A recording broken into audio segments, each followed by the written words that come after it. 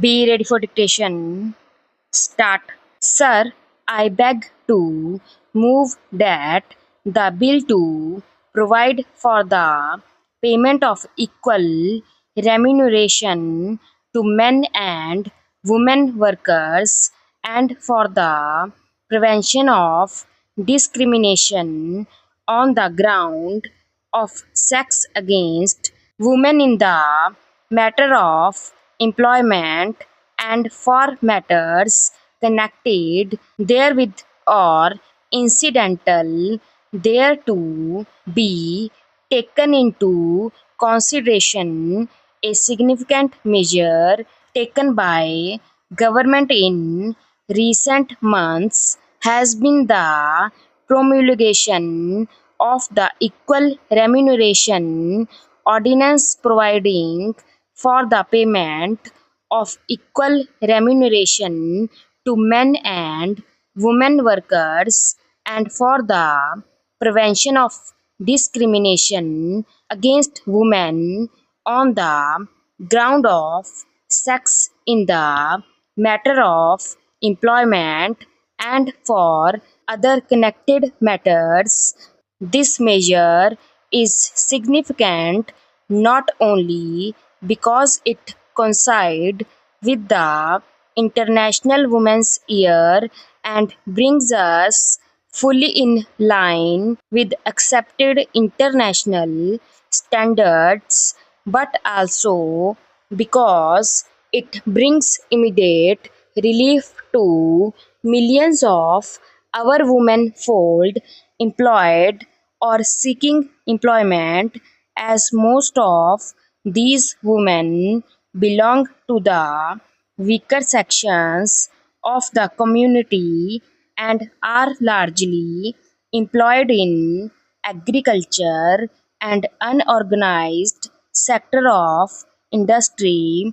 It is only appropriate that this measure was taken on a priority basis as a part of the government's policy of improving the condition of the weaker and exploited sections of the community.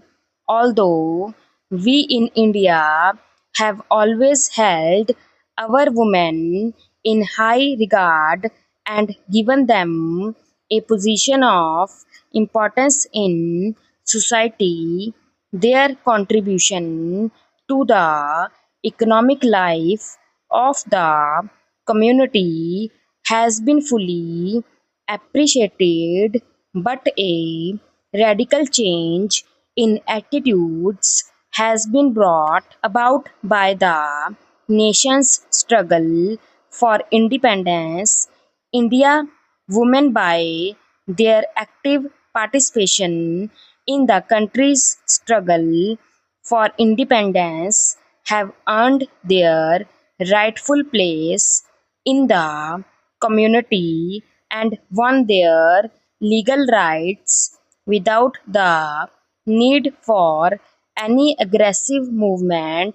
Their claim for a position of complete equality in law was justified in terms of their significant contribution to the cause of the country freedom.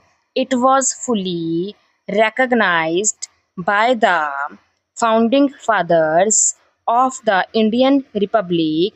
The Indian Constitution provides the right of equal opportunity for employed men and women without distinction. Article 15 of the Constitution prohibits any discrimination on grounds of sex, and Article 39 or our Constitution of India envisages that the state shall direct its polity almost other things towards securing that there is equal pay for equal work for both men and women.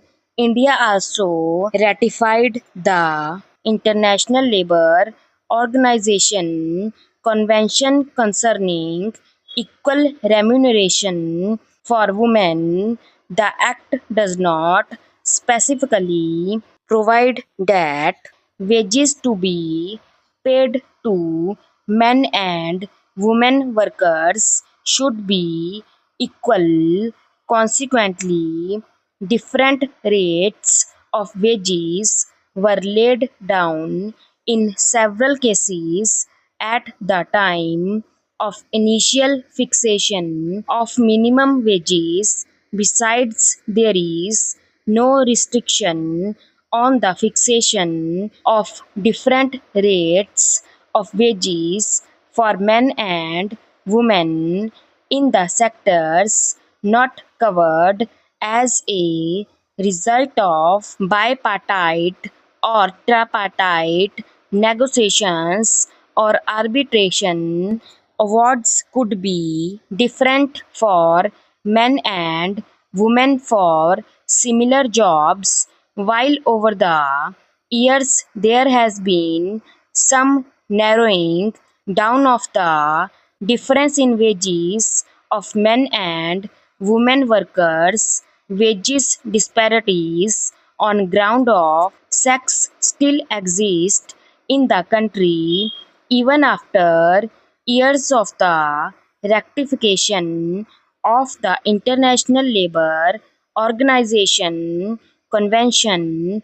The National Commission on Labour, while noting that the fixation of statutory minimum wages has tended to narrow the gap between men and women, observed that wages discrimination between men and women still prevails in certain sectors like agriculture and unorganized industries. The Committee on Status of Women in India also strongly recommended legislative action in this regard to provide for equal pay for equal work.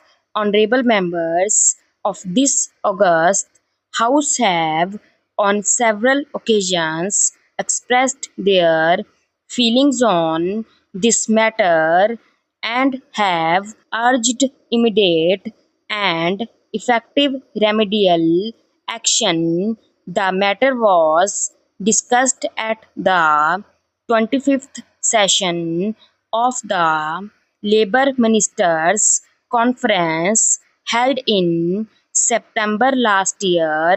It was unanimously agreed that the states which had not so far implemented fully the International Labour Organization Convention both in letter and spirit should do so by taking appropriate measure to fix wages accordingly to occupations within a period of 3 months by not later than 6 months. It was also suggested that statutory provision be made to prevent bipartite agreements fixing different wages rates for men and women workers to give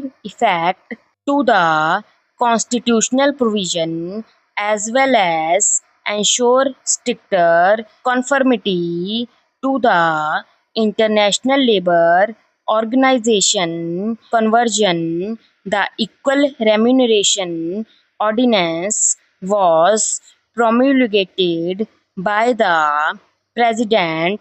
It was much needed and overdue measure designed to benefit a large number of women labor, and it was felt that any delay in promulgating the ordinance would affect adversely the interests of women workers, it was also felt that it will be in the fitness of things to bring forward this measure to implement the provision of the Constitution in the year 2012, which was being celebrated as the International Labour Year. It is proposed to replace the ordinance by an Act of Parliament.